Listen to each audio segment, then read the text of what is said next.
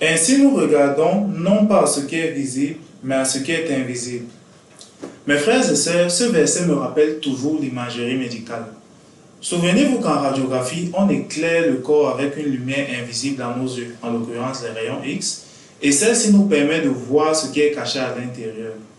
Mais comment obtient-on une image visible à partir d'une lumière invisible? Voilà ce à quoi nous répondrons dans cette vidéo. Bonjour à toutes et à tous, je suis Soleil Baleguel et je vous souhaite la bienvenue sur cette chaîne consacrée au partage d'expériences et de connaissances. Dans notre étude de l'appareil de radiographie, aujourd'hui nous parlerons du composant sur lequel se forment les images, à savoir le détecteur. Depuis son invention au 19e siècle, la radiographie n'a eu de cesse d'évoluer et plusieurs types de détecteurs ont été inventés. À ce jour, on en distingue trois, à savoir le détecteur analogique, le détecteur semi-numérique et le détecteur numérique. Et chacun de ces détecteurs donne son nom au type de radiographie où il est utilisé. Ainsi, on distingue la radiographie analogique, la radiographie semi-numérique et la radiographie numérique. Tous ces détecteurs ont la même fonction, traduire la quantité de rayons X reçus en nuances de gris. Mais ils diffèrent tous de par la technologie qu'ils utilisent pour obtenir ces nuances de gris. Commençons par le vétéran de la famille, celui qui est présent depuis l'invention de la radiographie, à savoir le détecteur analogique.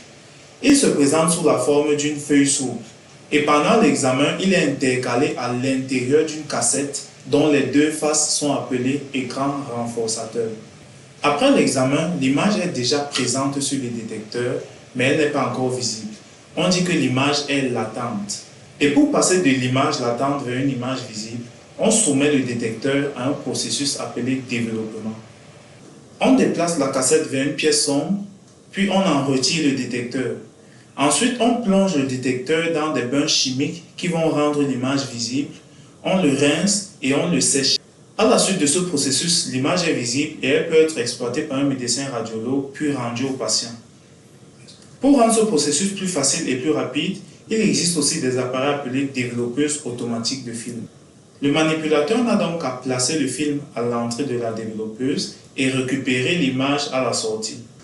Pendant de nombreuses années, le détecteur analogique a été le seul utilisé. Malheureusement, il présente de nombreuses limitations.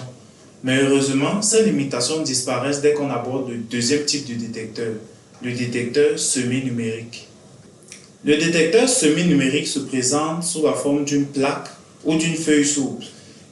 Et tout comme le détecteur analogique, il est logé dans une cassette qui le protège des intempéries et de la lumière ambiante.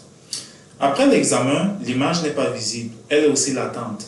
Mais pour rendre l'image visible dans ce cas, on utilisera non pas des bains chimiques, mais un autre appareil connecté à un ordinateur. Et cet appareil s'appelle le numériseur.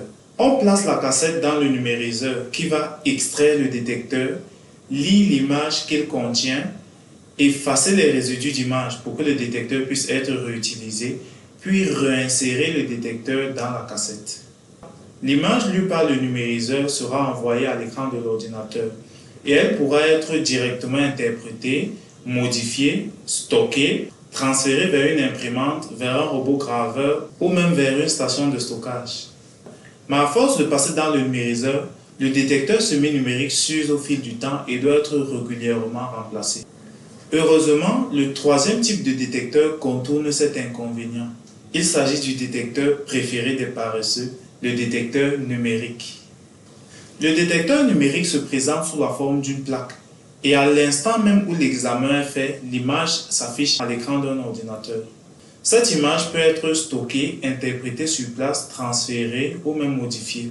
En réalité, sous la surface du détecteur numérique se trouvent des milliers de capteurs électroniques. Et ces capteurs mesurent la quantité de rayons X reçus et produisent l'image qui sera envoyée à l'ordinateur par câble ou par connexion sans fil.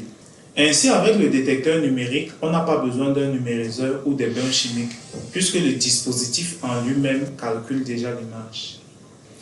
Voilà, j'espère que la prochaine fois que vous ferez un examen de radiographie ou de mammographie, vous pourrez impressionner le manipulateur en lui demandant s'il utilise un détecteur analogique numérique. Mais si vous avez trouvé cette vidéo trop courte, trop simple ou même trop superficielle, sachez que moi aussi.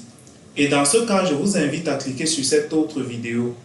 Il s'agit là d'un approfondissement de celle-ci, où nous verrons le fonctionnement de chaque type de détecteur, ses avantages et ses inconvénients. Quoi qu'il en soit, je vous remercie de m'avoir suivi jusqu'à la fin et je vous invite à liker la vidéo et à la partager afin que d'autres puissent en profiter. N'hésitez pas aussi à laisser un commentaire, qu'il s'agisse d'une question, d'une remarque, d'une suggestion ou même d'une critique. Ça me fera toujours plaisir de vous lire.